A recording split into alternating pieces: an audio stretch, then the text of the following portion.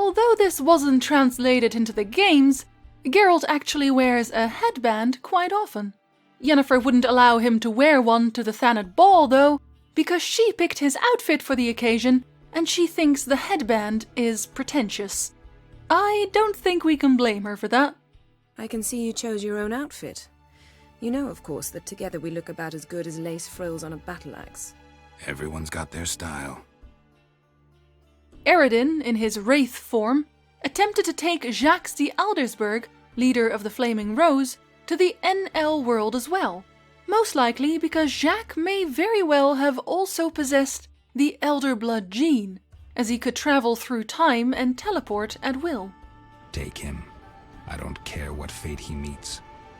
From now on, the soul of Jacques de Aldersberg, whom you knew under another name, belongs to me. Even before the games, Geralt had slept with plenty of women outside of Triss and Yennefer, like Tiziano Frevi, a messenger sent by Yennefer to deliver Geralt's swords, Litanate, also known as Coral, a sorceress that loved boats, Fringilla Vigo, who was trying to gain information out of him, Essie Davin, a bard and friend of Dandelion, who died soon after to smallpox, Iola I, a priestess at the Temple of Melitele, Renfrey, daughter of Fredefolk, marked by the curse of the Black Sun. She was killed by Geralt himself soon after. Shani, our red-haired medic, of course, at least one of the two Zerrikanian women, Thea and Vea, who were traveling with Villain Trettenmirth, and the list goes on. Geralt, I don't want to seem like a vindictive shrew, but that very bed is where you just happened to fuck a dear friend of mine. Elves look down on humans mainly because they believe that humans evolved from monkeys, whereas elves believe they were simply created as they are now. Ciri actually did start training as a sorceress, initially taught by Yennefer, who also took her to Aretuza afterwards, where she was supposed to continue her studies. However, before that could happen, Ciri was teleported to the desert where she met a young unicorn. That unicorn was mortally wounded during their travels together, and so Ciri, in an effort to save the unicorn, gave up her magical abilities to save it. That same unicorn later also helped Ciri escape the NL world. His name was Iorveth, though that name was quite long and Ciri usually took to calling him Little Horse. Elves, much like most cats, don't like water. There is no complete map of the entire Witcher world yet. No one knows what exists beyond the mountains of fire and the Great Sea. Even elves don't have a clue. Geralt had once made a bet at Kaer Morhen that he'd shake hands with the dragon. In the end, he sort of did with Villain Trettenmirth, even if he was in human form. Elves have magical ropes that twist and curl, even tying knots on their own, as though alive. One of those ropes was used by Eike of the Nesle to save Geralt and Yennefer when they tumbled down a ravine together. Nobody but elves can comprehend their language in its entirety. Elven manuscripts are usually filled with twisted symbolism, acrostics, and sometimes even codes.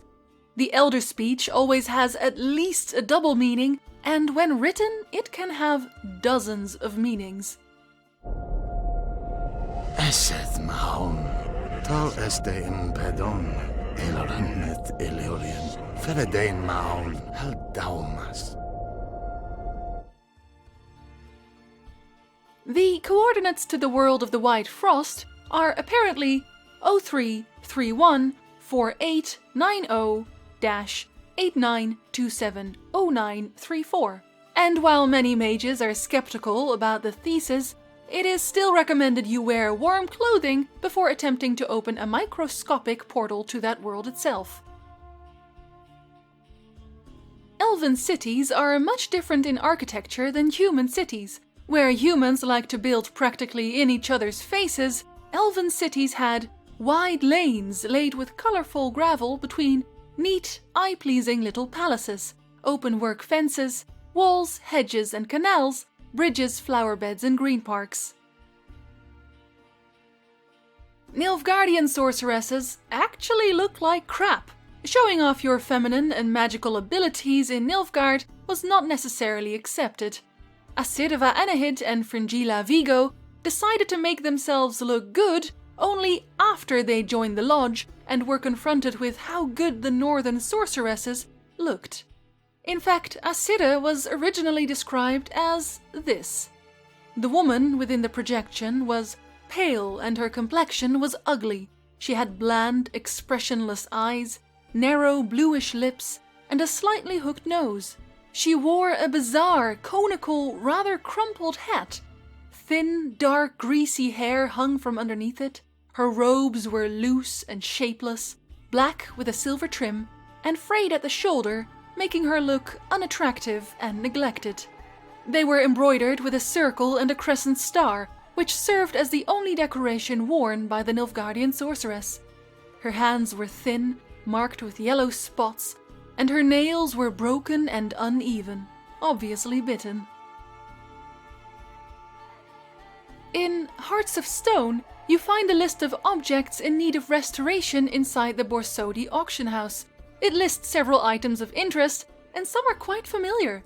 For example, there's a jadeite statuette of a goose girl and 7 goose figures, a reference to the fairy tale, of course.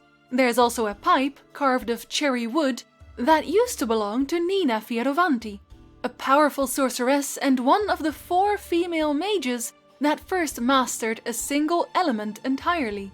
In Nina's case, she was the first to truly master the earth element. She was also the one to create the anti-magic barrier around Garstang. And curiously, this list also includes a painting by Van Rohe, a reference to Van Gogh, which was a pseudonym for Lady Iris von Everec, wife to Olgierd, of course.